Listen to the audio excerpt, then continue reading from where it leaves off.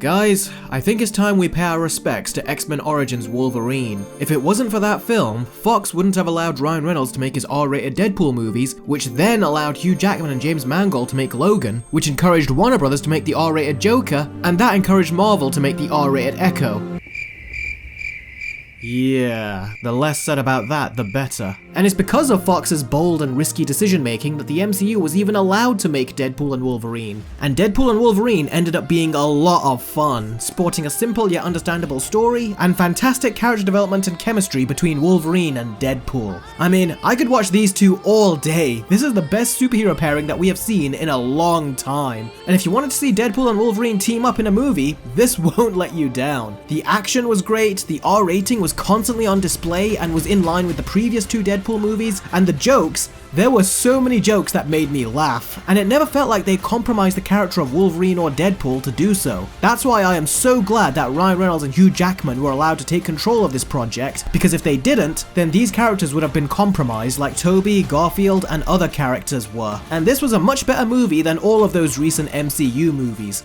But it wasn't as good as the previous two Deadpool movies, or even Logan. And it pains me to say this, but there were two massive problems I had with this film. The first was the villain. In my trailer reactions on Patreon, I said that this looks like a generic villain, and I was 100% right. The villain in this was so bad. Not only are her powers virtually limitless to the point that she could have won the battle with a single flick of her fingers, just like Kang, but her motivation that she wants to destroy the world and everything, I found it so generic and lame. Especially in the movie's climax. It was so predictable and you could predict everything that was going to happen. Even though the movie was trying to big it up and be like, no, this is different, this is very serious, you won't make it. I was like, the heck they won't. Honestly, there is no reason they couldn't have swapped her out for any other villain. If they wanted someone to play a rule-the-world villain like this, they could have at least gone for a big monster like Mr. Sinister, or a better version of Apocalypse, or maybe an alternate version of Magneto where he could really screw up Wolverine with the R rating. But no, they went with a skinny bald lady in a coat. That's who we want these two iconic heroes to team up and fight. And she didn't look anywhere near as messed up as she did in the comics, which I think took away the emotional side to her character. I mean, her and Deadpool could have had something of an understanding here, and it all ends exactly as you would expect. Now, the actress did the best she could with the role, but I thought this character was very poorly written, and I wouldn't be surprised if the only reason they put her in here was so they could use her as an exposition device when she reads people's minds. The second thing I didn't like was the multiverse. Now, it has been rumored for a long time that there were going to be cameos in this movie, and don't worry, I won't spoil any of them that weren't spoiled in the trailer, but the movie was so much fun when it was all about Deadpool and Wolverine, and it even made sense how they brought Wolverine into the story. The story was established, the two's meeting with each other was great, and watching the two fight each other, team up, and then get on each other's nerves, and then slowly start to bond and find common ground, while still constantly getting on each other's nerves,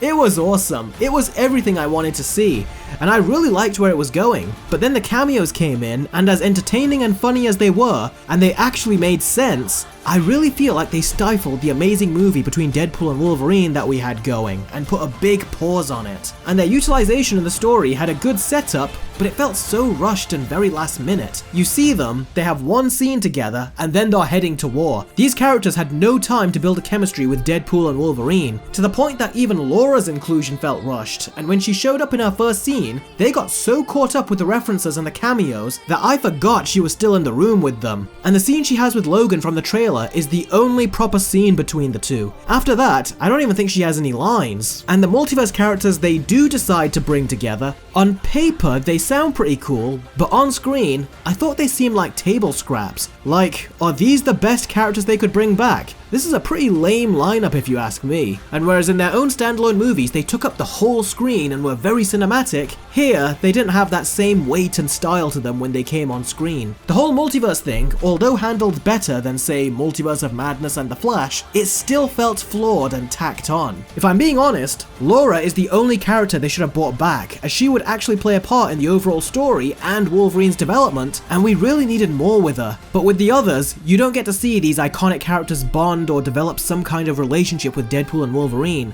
And that is what we want to see with pairings like these. Not just see them fight together, but actually get to know each other and establish a friendship and then fight side by side with each other. And you don't get that in this movie, and that really took the wind out of the cameos for me. What also took the wind out of the cameos is that I just didn't find myself caring about the threat that they had to stop. And this fight scene, although freaking amazing, it didn't quite make sense to me. Unless I missed something, but it felt like a threat that came out of nowhere, and I don't understand why they had a beef with Deadpool and Wolverine. And the whole big battle with armies of people seemed unnecessary. That was the only part that felt very MCU, and it was even shot like most of the MCU battles. And certain characters like Lady Deathstrike, these characters were left in the background just like they were in the trailer, and we didn't get to see any of them up close, and they didn't even have any lines. So I thought the multiverse element, although better than the previous movies, was not perfected and still had big flaws. To this day, the Spider-Verse movies seem to be the only films to get this 100% right. So those are my two biggest problems with this film. Smaller problems are that there are scenes in the trailer that did not end up in the movie. God, please! Oh my fuck! God, I love this part. This movie did feel edited down too. There was some cool behind the scenes footage that they were filming that didn't make it in, which is a shame because it all looked pretty cool. And there are not as much cameos in this movie as you might think either, and I only really liked 2 of them,